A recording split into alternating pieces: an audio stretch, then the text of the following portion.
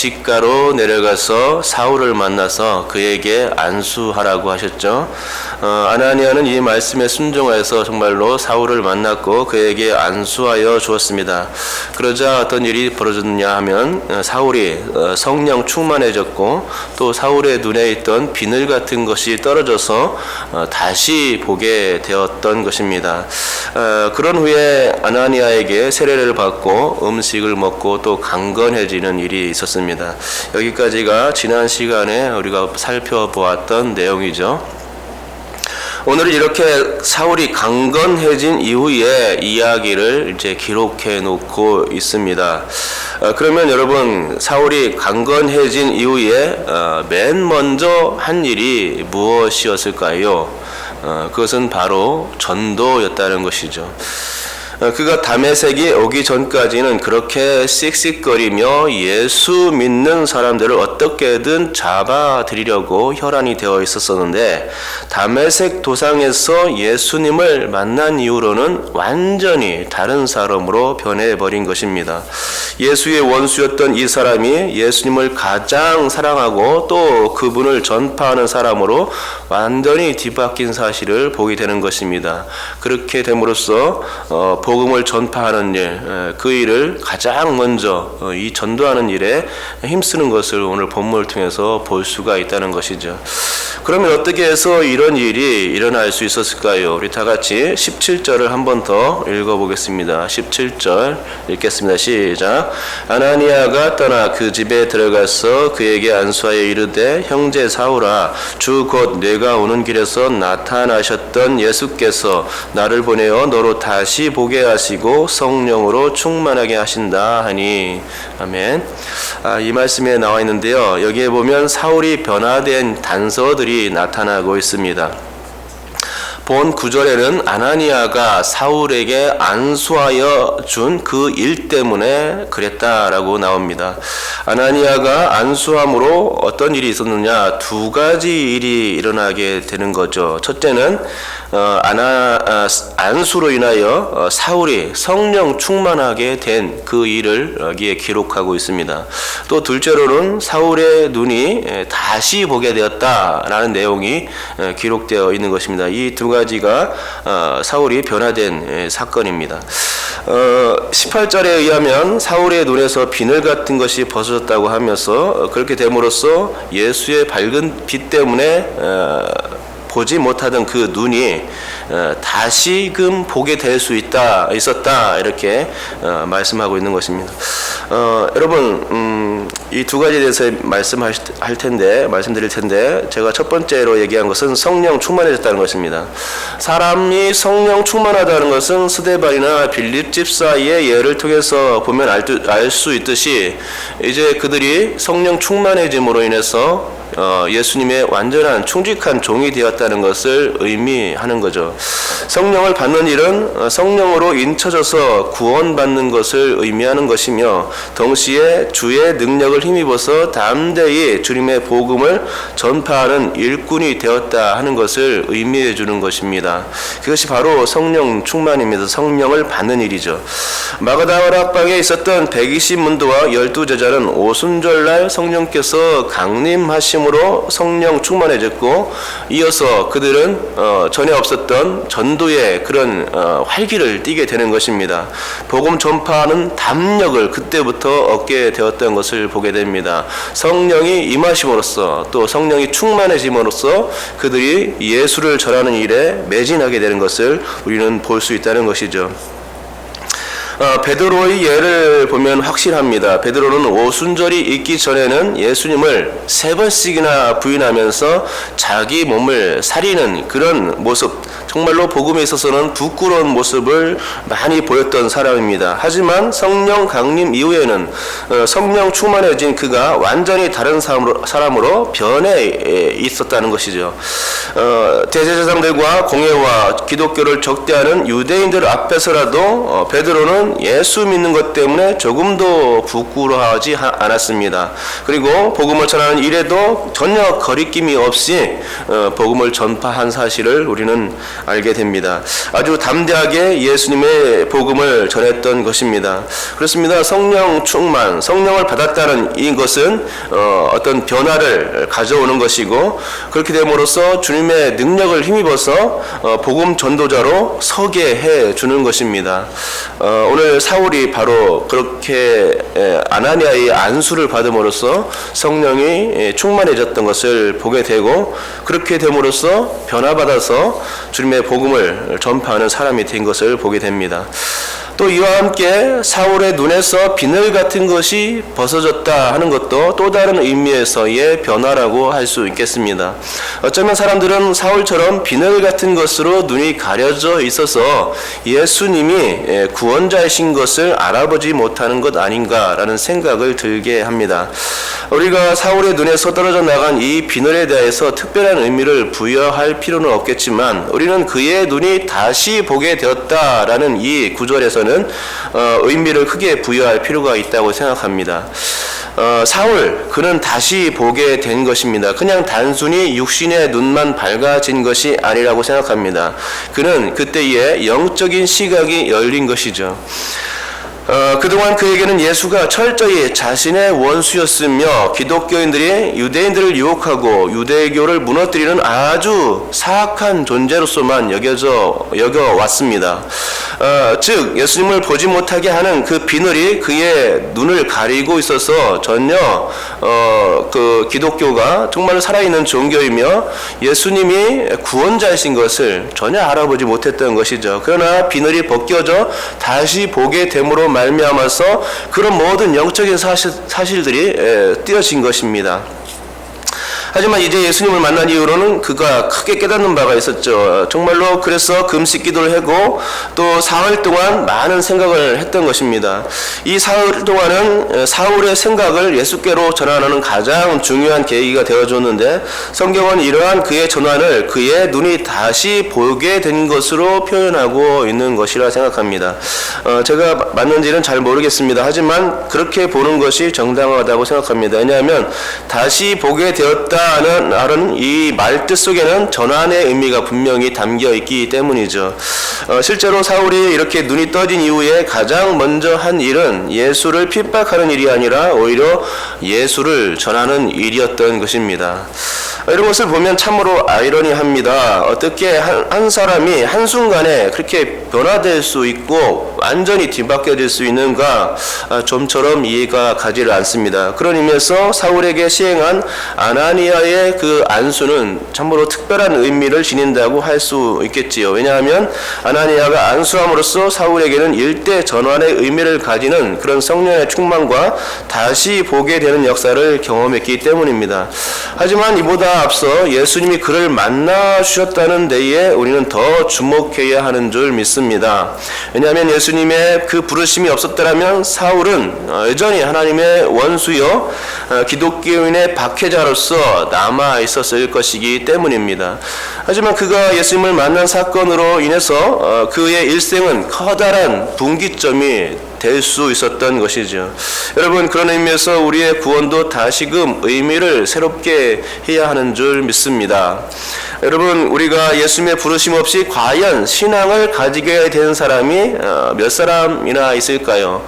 한 사람이라도 그런 사람이 있을까요? 저는 없다고 생각합니다. 예수께서 각 사람을 부르셨기 때문에 우리가 예수님을 믿을 수 있게 된 것입니다. 예수님의 부르심, 그 부르심이 없이는 구원이 있을 수가 없습니다. 예수님의 부르심이 있었기 때문에 우리가 일대 전환의 새로운 삶을 예수 안에서 다시금 누릴 수 있게 된 것이죠.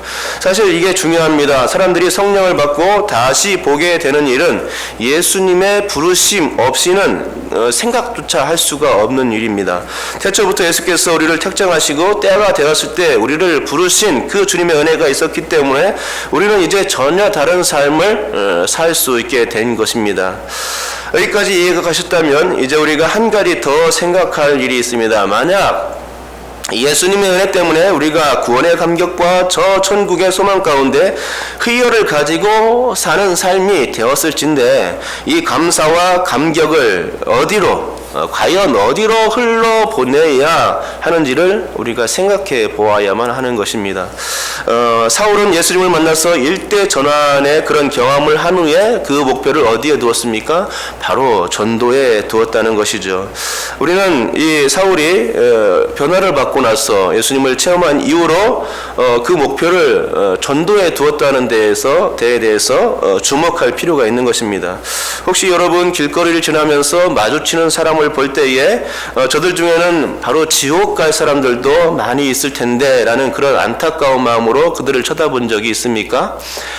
저는 요즘 들어서 그런 생각을 많이 가져봅니다. 조그만 아이들이 그 귀여운 이름으로 쫑알거리면 얼마나 사실 귀엽습니까? 하지만 그렇게 예쁜 아이들이라 할지라도 어둠의 비늘 같은 것에 찌어 있어서 다시 보게 되는 그런 일도 없고, 그래서 예수님을 알지도 못하게 되면 결국 그렇게 아무리 귀여워도 다 지옥 가게 된다는 것입니다. 그런 것을 생각할 때 지나가면서 그 많은 사람들 중에 그런 사람들이 분명히 있겠구나라는 생각을 가져보면 참 끔찍합니다. 그러나 이것은 현실입니다. 얼마나 두렵고 무서운 일인지 모릅니다. 하지만 세상 사람들은 이렇게 두렵고 무서운 일을 전혀 생각하지 않는다는 게 문제죠. 지옥의 불심판이 그만큼 무섭다는 것을 까맣게 모르고서 웃고 즐기고 떠들어댑니다. 그러면서 예수 믿는 사람들이 어떻다느니, 하나님이 어디 있냐느니, 다른 종교에도 구원이 있다느니, 이런 말로 이렇게 편한 말로 사람들, 기독교인들을 조롱해 댄 것이죠. 사실 사울 자신이 그랬던 사람입니다. 그러나 살아계신 하나님, 심판주 되신 예수 그리스도를 만나는 순간 그는 그런 자신의 생각이 완전히 잘못된 것임을 깨달았던 것입니다. 정말 구원은 유대교회에 있지 않았음을 그가 깨닫게 된 것이죠. 유대교가 아니라 예수님을 믿을 때에만 구원이 있음을 그는 간파했던 것입니다. 이 사실을 알았기 때문에 그는 변화받고 나서 제일 먼저 한 일이 바로 이 전도하는 일이었음을, 전도하는 일이 자신의 그 일이라 하는 것을 깨닫게 된 것입니다. 우리 다 같이 20절을 한번 읽어보겠습니다. 20절 읽습니다. 시작. 즉시로 각 회당에서 예수가 하나님의 아들이심을 전파하니. 아멘. 이 구절에서 가장 눈에 들어오는 단어가 있다면 그것은 즉시로라는 이 단어입니다.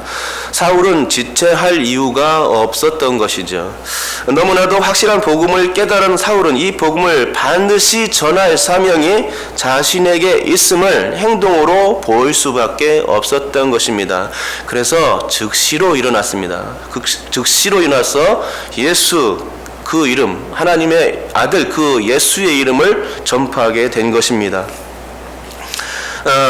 그래서 다른 생각은 접어두고 즉시로 일어났고 핍박자에서 복음 전파자로 이름을 받고 회당을 돌아다니며 예수님을 전파하게 된 것이죠.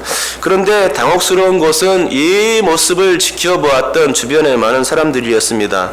성도들을 박해하러 왔던 사울이 갑작스럽게 돌변하여서 복음을 전파하는 이 모습을 보고서는 사람들이 놀라지 않을 수 없었던 것을 보게 됩니다. 그래서 21절과 같이 사람들이 이제 수군거리기 시작했습니다. 그리고 당연히 이 말이 사울에게까지 전해질 수 있었습니다. 하지만 사울이 이때 어떻게 했다고 성경이 증언하고 있습니까? 22절을 우리 다 같이 한번 읽어보겠습니다. 읽습니다. 시작.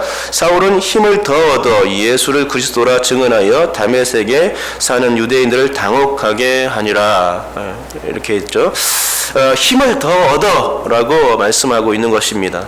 사울, 쟤 어디가 잘못된 것 아니야? 미친 것 아니야? 혹시 속임수 쓰는 거 아니야? 속임수를 쓰면서 예수 전파하는 것처럼 하다가 우리를 잡아들이는 거 아니야? 뭐 이런 식으로 그 사람들이 속닥거렸을지 모르겠습니다. 그렇지만 사울은 이런 말에 아랑곳하지 않았습니다.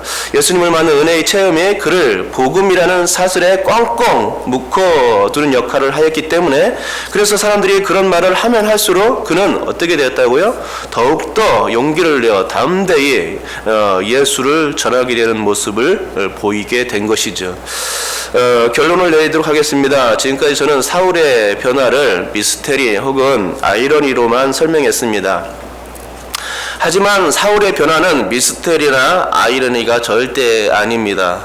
그에게 있었던 그 변화는 오히려 아주 당연한 것이었습니다. 왜냐하면 예수님을 만나는 순간 모든 사람은 다 변화될 수밖에 없기 때문입니다.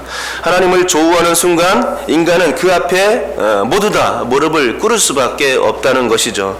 인간의 구원이 하나님의 의지와 은혜임을 깨닫게 되는 것입니다.